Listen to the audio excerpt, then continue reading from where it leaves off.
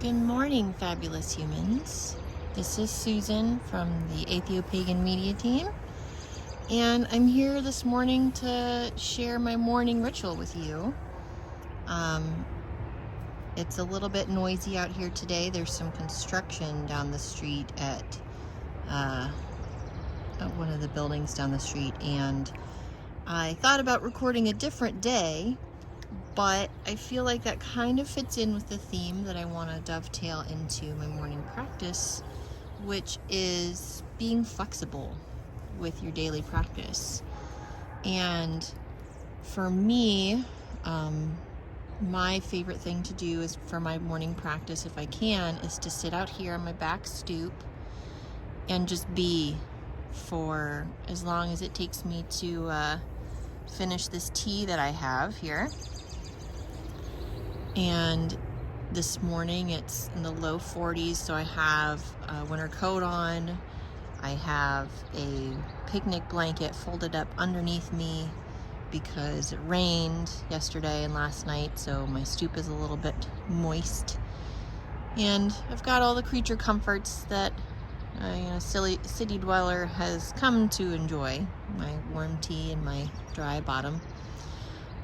But I want to spend some time out here this morning, and I hope you'll enjoy tagging along with me and listening to all this bird song. So we'll have a little bit of a quiet time at the end, but I want to talk about the flexibility portion first, because this is not what my morning practice looks like in the wintertime. In the wintertime, it is often snowy. If it's not snowy, it's still very cold here, and I am not usually brave enough to come out here and sit down in the snow.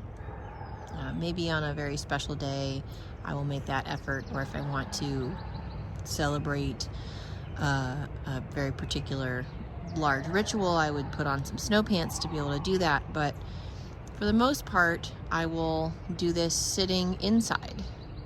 And it will only happen on the weekends in the wintertime, because in the winter, there's not enough sunlight.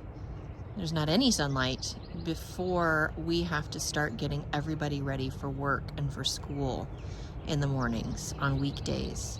So I don't really have an opportunity to do the sitting out unless I want to do it in pitch darkness, which is not something I'm particularly inclined to do.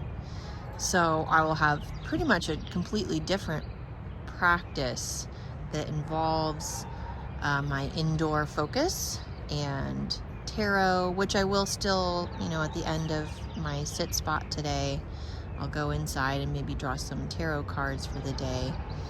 But my practice, the point being, is that it varies depending on the weather, depending on the time of year, and I think that it's important to remember that we are natural creatures, and creatures change their habits and their needs change depending on the time of year. In the wintertime, many animals hibernate, and so if that feels like something you want to do in the wintertime, then absolutely go for that and sleep in and rest more and go within yourself more instead of being on all the time like society really wants you to do, and get up at 4 o'clock in the morning to run 7 miles and get productive. If you want to do that too, that's totally fine. It's whatever feels right for you and your circumstances. But for me, in the springtime now is when we're starting to see the sun come up early enough that I can really do this before the day gets started. Now, I'm recording this video on a Wednesday, and in full disclosure, I did not get up early to do this at my normal time because I knew I wanted to record this video, so I wanted to make sure that everybody was settled and off on their own, so I had the time to do that myself. So it's a little bit later in the morning than I would normally do this. Normally I would like to get up sometime in the civil twilight time of day, pretty much the cusp of the blue hour versus the golden hour for those of you who are into photography or very into what the sun's patterns are throughout the day. There's the construction again. So again, being flexible and knowing that it's not going to be perfect. It's not going to be this ideal thing every time you want to do your daily practice. It just needs to be what it is, and I still am able to find joy in being out here and listening to the bird song and feeling the fresh air and the sun. And I just take the fact that I'm able to be here on this spot of land, and it happens to be that there are lots of other people around me because I'm in a suburb, and that's okay. But yeah, in the springtime it starts to be such that I can wake up even on a weekday and greet the sun, and that's what I like to do out here. I might also say some prayers that I've developed, some atheist prayers, which are more like expressing intentions and hopes and wishes rather than asking some external non-existent beings for aid in what I need for the day. More like reminders for myself of how I want to behave in the world. I might also do some mini ritual as far as something called the Sphere of Protection, which is something from one of the Druidry orders that I'm a part of, and I may talk about again in another video. Another intention setting ritual that I might do out here. But mostly I really just like to sit and to be and to watch and listen and just sort of remind myself at the start of the day what's important to me with all of the life that's out here and around me. And that's enough for me most days. I don't need to make it be a really big elaborate thing. And in the wintertime I may do this, but just do it on the inside of the window and sit by the window, watch my world go by, and see who comes by to visit. Once I'm done sitting, I usually switch into offertory mode, which is another important part of my daily practice. Doesn't necessarily always happen right all at the same time, but over here in this stump is a bee waterer, so I try to make sure that that is filled in the spring and summer months for the bees and other pollinators in our region. In the winter time, that switches over to filling the bird feeders around our house. It'll also involve taking our compost out to the compost pile and making an offering of those leftover pieces of our meals back to the earth so that it can help in growing our garden anew next year.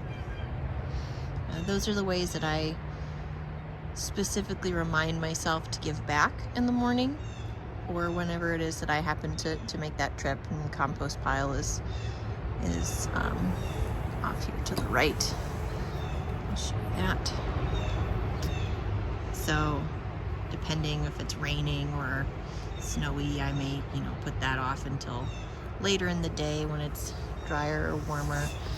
So it's, again, all about being flexible for what's around you and what the world is doing.